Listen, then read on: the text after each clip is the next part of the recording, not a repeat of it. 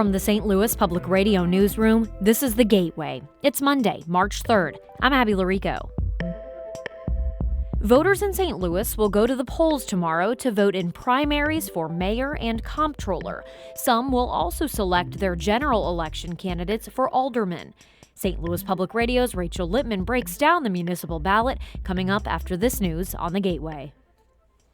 The discovery of bird flu at the St. Louis Zoo has prompted the closure or temporary relocation of several exhibits. Access to some animals, habitats, and experiences will be limited until further notice, with increased safety protocol to protect other animals.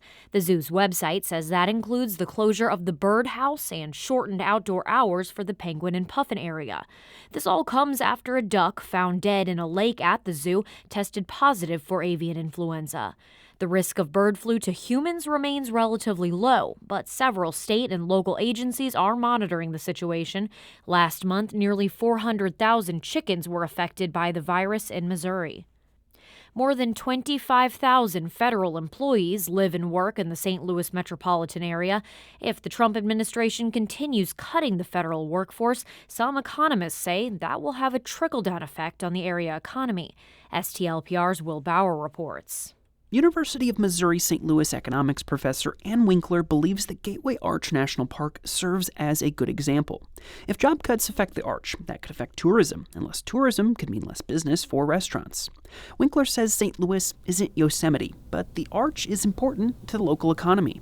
The spillovers and linkages with respect to the federal workforce are probably much bigger than an individual might think. But other economists say layoffs may only affect 10% of the federal workforce. In the grand scheme of things, they say the region losing 2,500 jobs may not mean economic turmoil locally.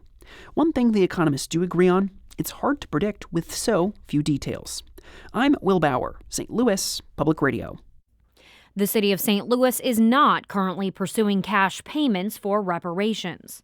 It's one of the recommendations made in the St. Louis Reparations Commission report released last October, but St. Louis Mayor Tishaura Jones says such a program would be unconstitutional.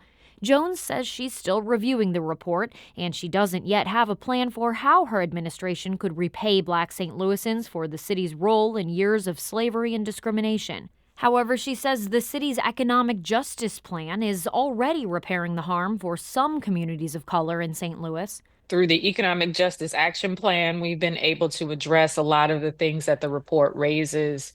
We're intentionally investing in neighborhoods that have been left behind. The 124-page report includes several other recommendations for restorative justice, including establishing housing grants, expanding access to low-cost health services, and creating a fund for victims of police violence. Illinois Republican lawmakers are renewing their calls to nix state health care programs for adults without legal immigration status.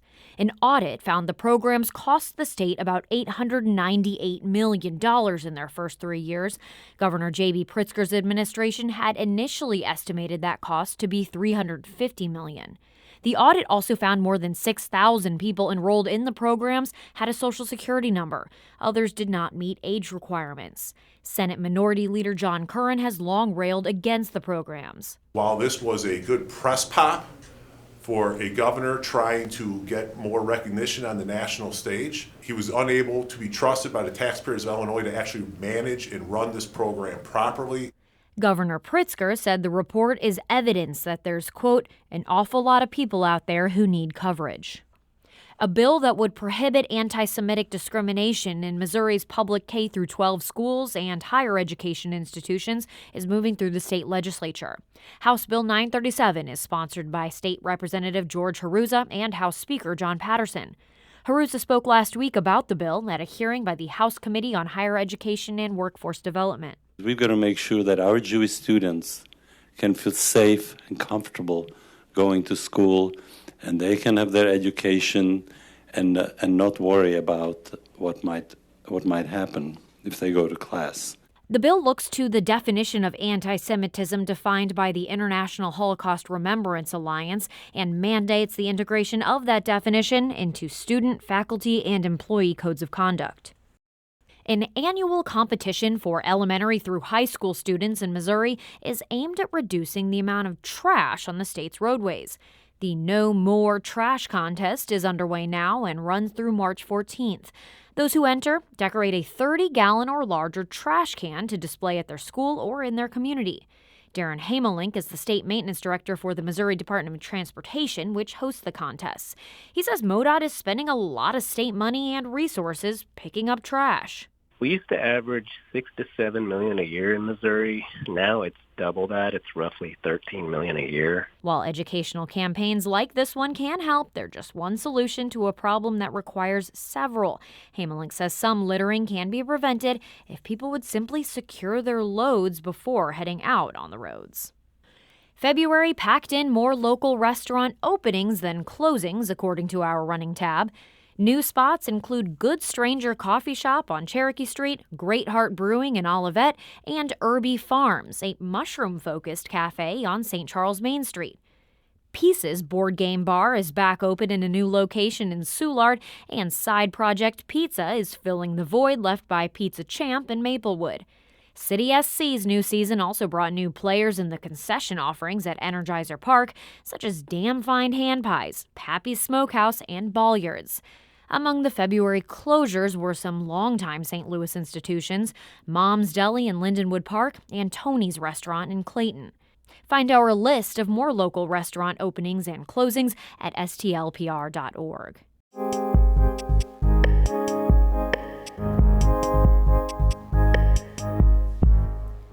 Voters in St. Louis will head to the polls tomorrow in the municipal primary. I sat down with St. Louis Public Radio's Rachel Lippmann, who's been talking to the candidates ahead of this election. Rachel, remind us what city voters will see on the ballot. There are 4 primaries altogether for the mayor, comptroller, and 2 seats on the St. Louis Board of Aldermen.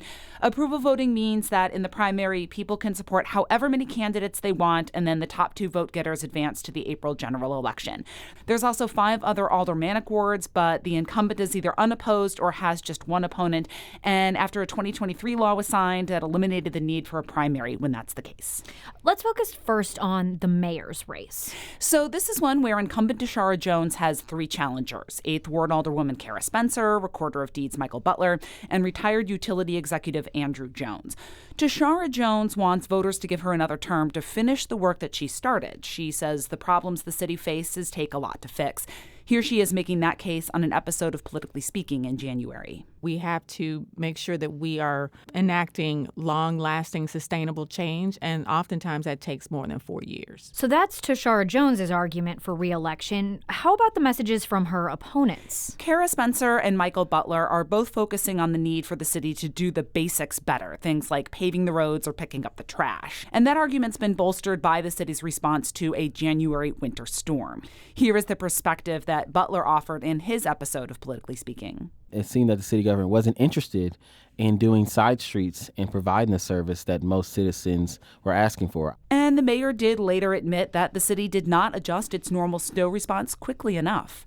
Spencer has been the candidate to take the most direct aim at Mayor Jones. While Spencer backed the incumbent as a second choice for her supporters back in 2021, she said on an episode of Politically Speaking that the mayor has not delivered on those promises. To see a stated set of values versus an enacted set of policies and procedures has played out very differently than I think we all anticipated.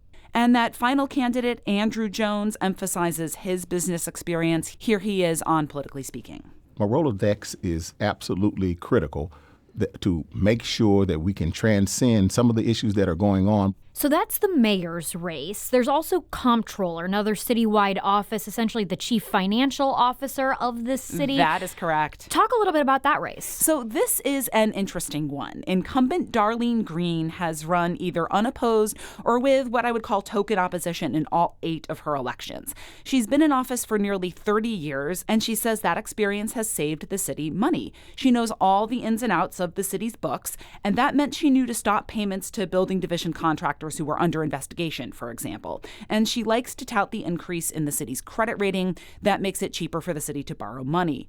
But her challengers say 30 years in office is more than enough. Former alderwoman and state representative Donna Behringer says she read through the budget and audits during COVID and started to see a lot of things that bothered her, like a lack of clear accounting for federal ARPA dollars. And Celeste Metcalf is a CPA who's done some contract work for city offices. She says that showed her some of the problems with the city's accounting structure and that she was motivated to run for office by reports the city wasn't paying its bills. Finally, Rachel, what about those aldermanic races? There's 2 contested primaries. One of them is in the 3rd Ward, which is in southeast St. Louis, that's centered around the Dutchtown neighborhood. Incumbent Shane Cohn is one of the most senior aldermen at the board, and both his challengers, Inez Bordeaux and Dallas Adams, say it's time for a change. Cohn says that experience makes him the most equipped to address the needs of the ward. Bordeaux wants the city to focus on poverty, and Adams would turn her attention to equitable development.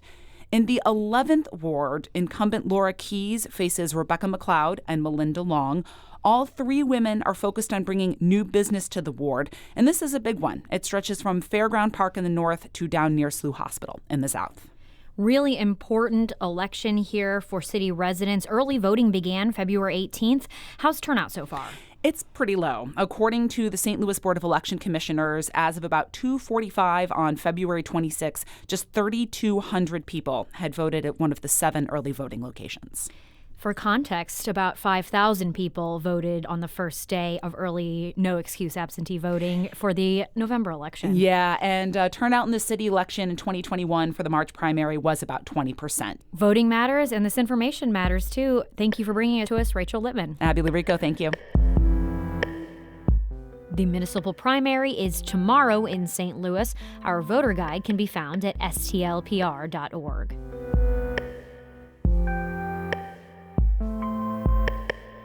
The Gateway is a production of St. Louis Public Radio, a listener-supported service of the University of Missouri-St. Louis. Theme music by Ryan McNeely of Adult Fur. I'm Abby Larico, and from the St. Louis Public Radio newsroom, this has been The Gateway.